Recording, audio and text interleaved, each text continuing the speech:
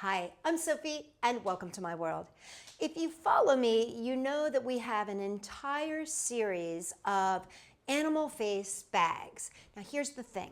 Some of the faces that you guys have asked for, they just don't lend themselves to the bag shape. And so we wanted to come up with something different that would make it a little easier to make those faces work.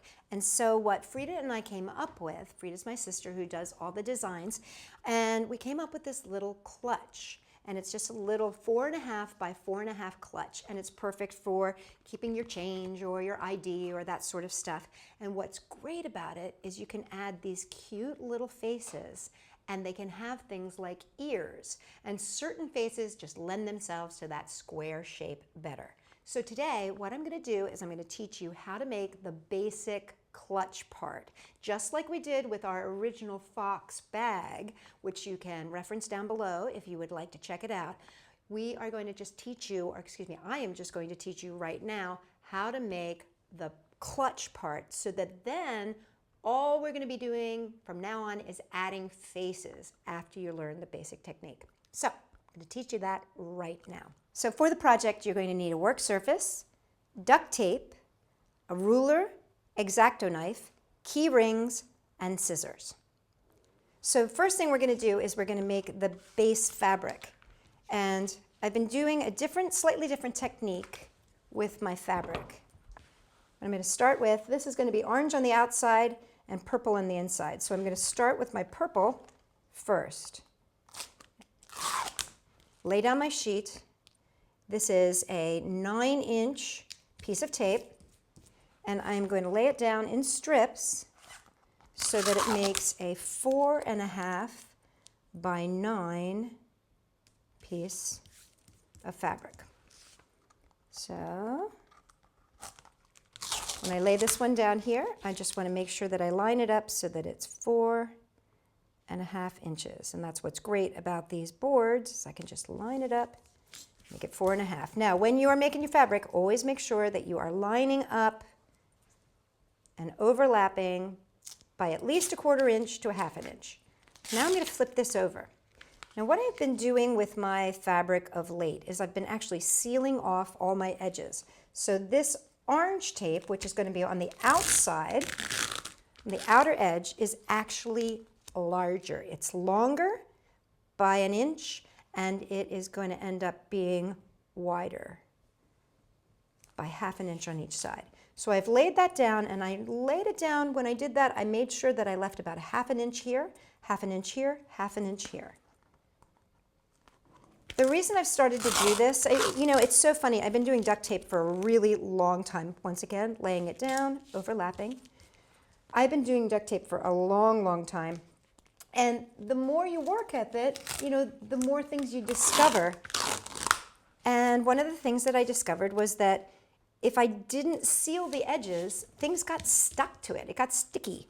And the other thing that I discovered is that using X-Acto knives, even though I know that they're not, pull that off, they're maybe a little bit more dangerous to use, but they're so nice because you just get such nice clean cuts. Okay, so I've laid this last one down. Let me explain what I did here. I ended up overlapping a little bit more because I'm only going 4.5 inches here, but as you can see, I have left an edge of about 1/2 inch. So see, when you flip it over, it looks almost like it's got a picture frame. So what I'm going to do here on the corners is I'm going to actually cut out the corners.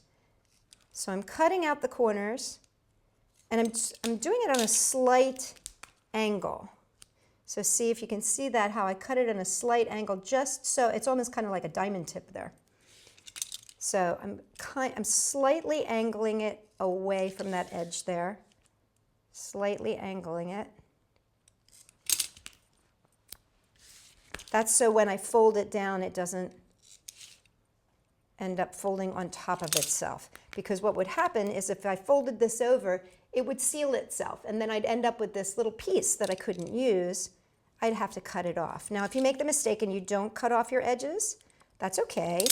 When you fold it over, you're just going to end up with this little piece. Just cut it off.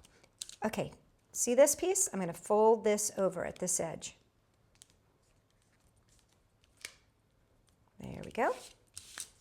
And then I'm going to flip it to the other side and fold it over on this edge. And then I'm going to take my sides and fold them in.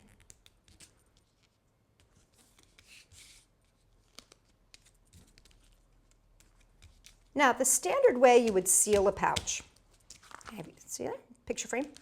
Standard way you would seal a pouch is to take it, fold it, put tape on either side. Thing that I've discovered about that, once again, is that you end up with sticky on the inside because you can never get those edges exactly closed. There's always a tiny bit a little sticky.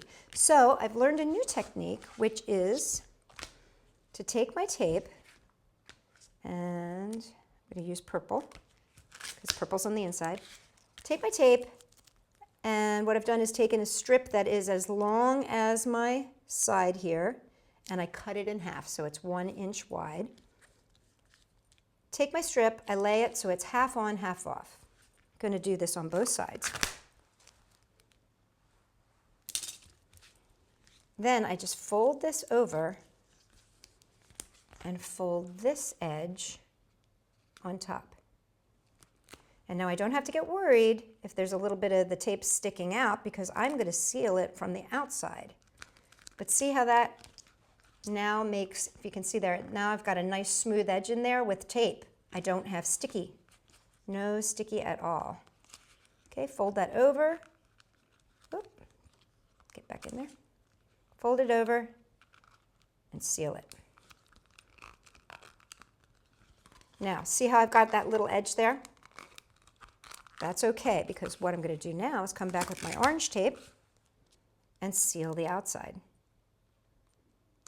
So this is the same size tape, 4.5 inches, and I split it down the middle. See, now when you put that on there like that, there is no sticky at all, except for right here, which I'm going to trim in just a sec. See, no sticky inside, no sticky outside. Makes it nice and neat.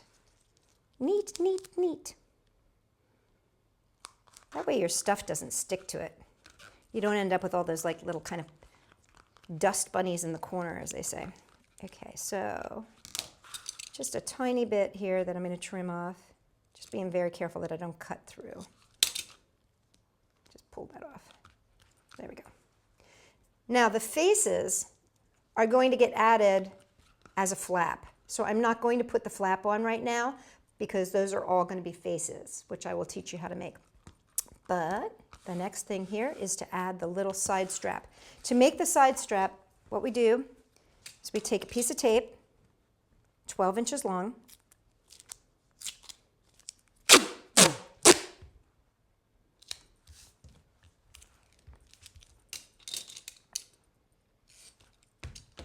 cut it straight down the middle,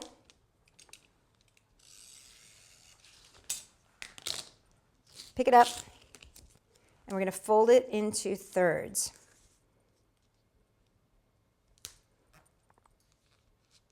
Oops. You know what? This is to make the tiny strap, so it doesn't actually have to be as long as this. And then fold this over onto itself. And just give this a little cut. And now we're going to make the big hand strap, but the big hand strap, we're going to leave that as a full 2-inch piece. 12 inches long, 2 inches wide. Flip it up, fold it over. Now if you've got a second pair of hands, you might find that that's helpful at this point, especially if you have tiny hands. But you fold it up a third and then down a third so that you end up making this nice little strap. This little guy, my brain was thinking too fast. So this little guy, you can really you only need a piece that's like 4 inches long. So you guys don't have to cut this big strip like I just did. But I'm going to be able to use this to help tape it. So that's all good. So got my little teeny tiny strip there that I made with a 1-inch wide piece of tape. And I'm taping it into place. And what I want to do is cut some tiny little strips here, because I put a piece of tape down, but I want to put a tiny piece of tape here on that side and a tiny piece of tape here on the other side. And that's going to secure that in place, make sure that doesn't pull out. Then I'm going to flip this over, and I only need it to be big enough to hold my key ring. So I'm just going to slip it on like that, and then take a piece of tape.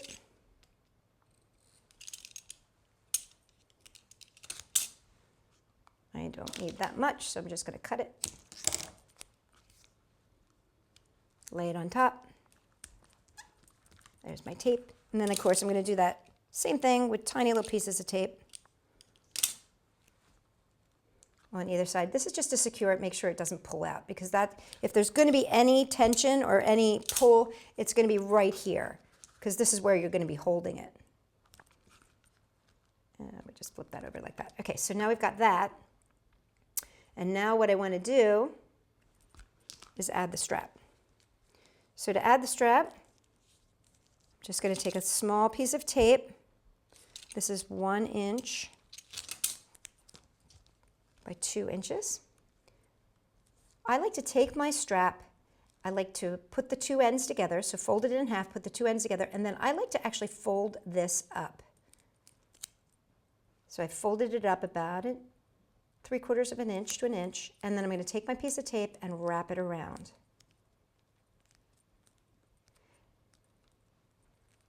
Now the reason I like to have it that thick is because I'm actually going to put the key ring through here, and I like it to be nice and solid. Okay, be very careful at this part.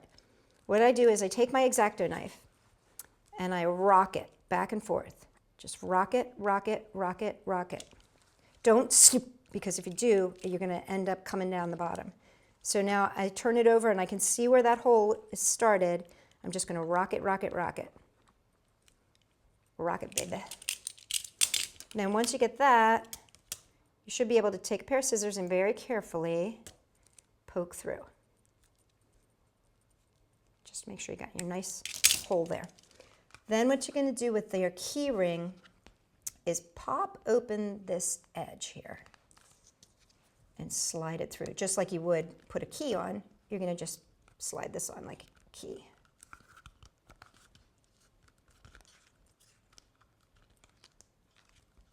There you go. And this loosens up with time. There we go. Just get it to where you want it to be.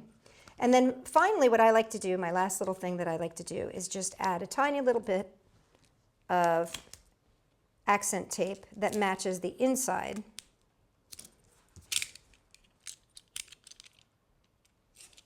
So I just give that a little snip. And I'm just going to seal it up at the top here, just to give it a little bit of color.